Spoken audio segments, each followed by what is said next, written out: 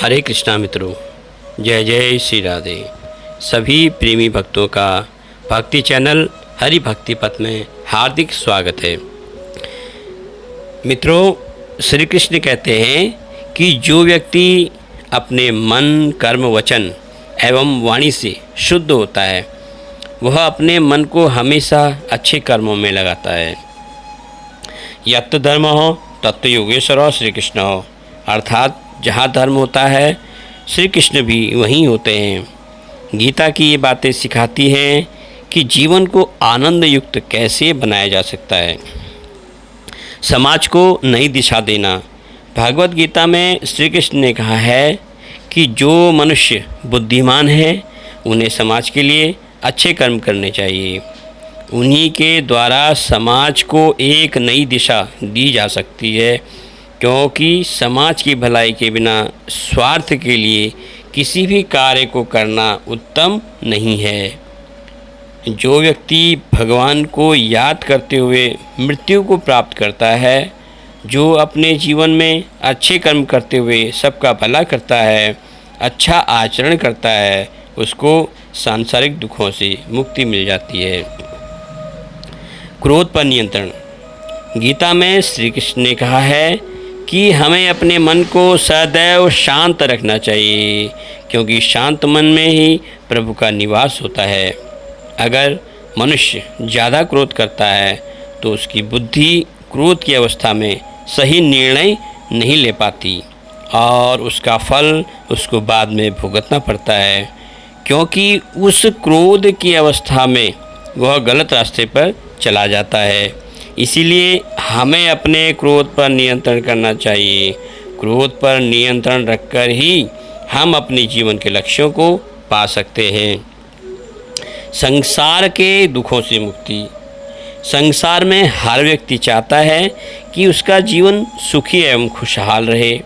सुख की तलाश में वह जगह जगह भटकता है, हर उस कार्य को करता है जिससे उसको सुख मिले, परंतु वह यह नहीं जानता कि जिस सुख की तलाश में वह घूम रहा है वह उसके मन के ही भीतर है।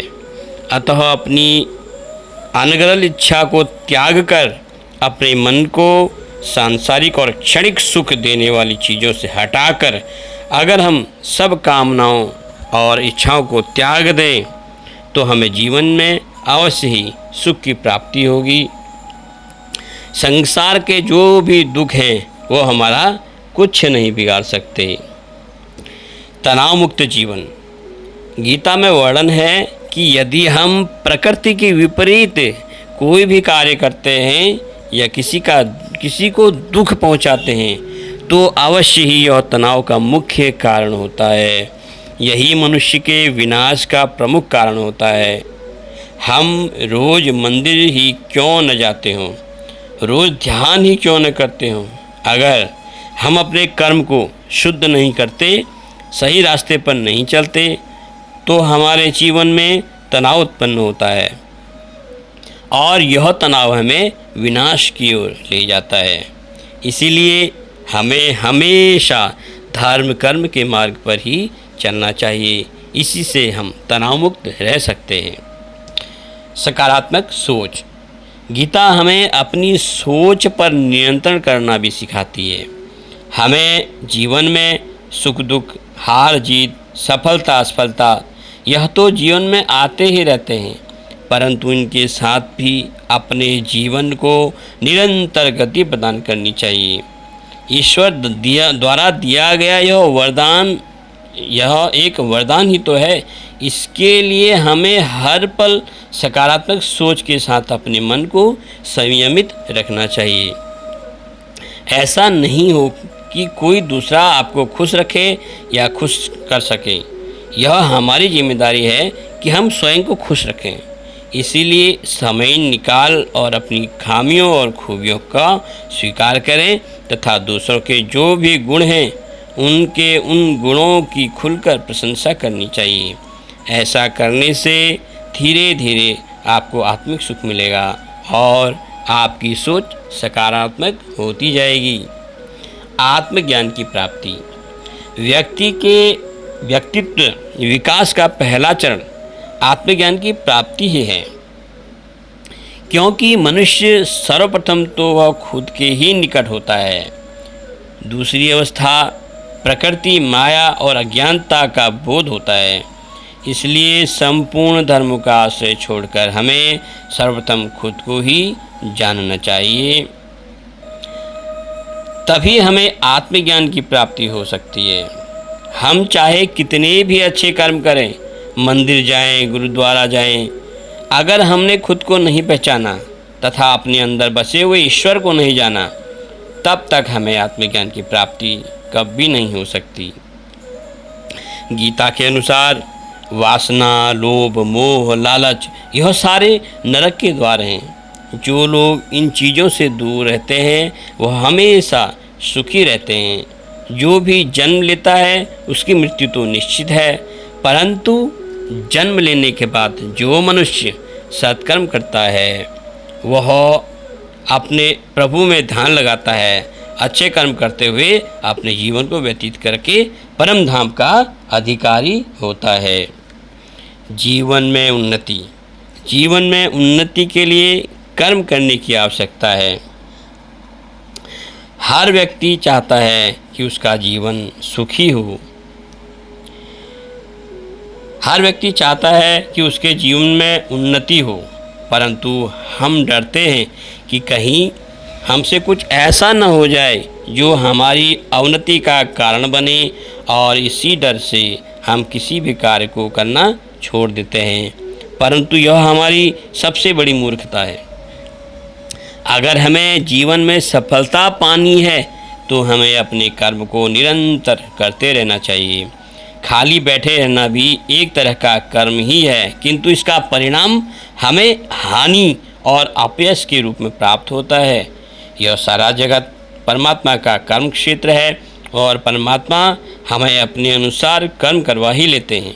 अतः हमें कर्म से कभी विमुख नहीं होना चाहिए, क्योंकि कर्म करना ही हमारा सबसे बड़ा कर्म है और सबसे बड़ा धर्म है। सफलता या असफलता तो परमात्मा की देन है, परंतु हमें निरंतर कर्म करते रहना चाहिए, जो हमारी उन्नति का सबसे बड़ा मंत्र होता है। खुशहाल जीवन। भगवान श्री कृष्ण कहते हैं कि मनुष्य जैसे कर्म करता है तो परमात्मा उसको वैसा ही फल उसकी कर्मानुसार दे देते हैं। अपने जीवन में हमेशा ऐसे कर्म करने चाहिए जिससे दूसरों को कोई हानि न हो। यह हमारे जीवन का खुशहाल बनना एक लक्ष्य बन जाता है, हमारे जीवन को खुशहाल बनाता है। अगर हम अनजाने में भी किसी का भला करते हैं तो हमें एक अनजानी सी खुशी मिलती है। इसी तरह हमें हमेशा यही कोशिश करनी चाहिए कि जो है उसमें खुश रहें एवं दूसरों के भी सुख की कामना करें। दूसरों की अच्छी चीज़ों को देखकर हमें अपने जीवन के लिए नहीं रोना चाहिए, क्योंकि यह सांसारिक चीज़ें क्षणिक होती हैं। अगर हम यह जान लें तो हमारा जीवन अवश्य ही खुशहाल हो जाएगा। अगला है ईश्वर की प्राप्ति। तो श्री कृष्ण कहते हैं कि जो व्यक्ति अपने मन, कर्म, वचन एवं वाणी से शुद्ध होता है, वह अपने मन को हमेशा अच्छे कर्मों में लगाता है, उसे अवश्य ही ईश्वर की प्राप्ति होती है। वहीं जो मनुष्य छल, कपट एवं माया के जाल में उलझा रहता है, वह खुद भी तनावयुक्त रहकर दूसरों को भी तनाव देता है। वह मनुष्य सांसारिक दुखों में ही लिप्त रहता है, उसको मुक्ति नहीं मिलती। इसलिए अगर ईश्वर की प्राप्ति चाहती हो तो आप अपने कर्मों पर विशेष ध्यान दें। अगर आपको ईश्वर की प्राप्ति करनी है तो अपने कर्मों को अच्छे से करें, अच्छे कर्म करें, सत्कर्म करें। जरूरी नहीं कि आप दिन के 4 घंटे माला फेरें, परंतु आप कोशिश करें कि आप किसी भी कार्य को सही रास्ते पर जाकर सही तरीके से करें। ऐसे कर्म करने से ईश्वर की प्राप्ति निश्चित है।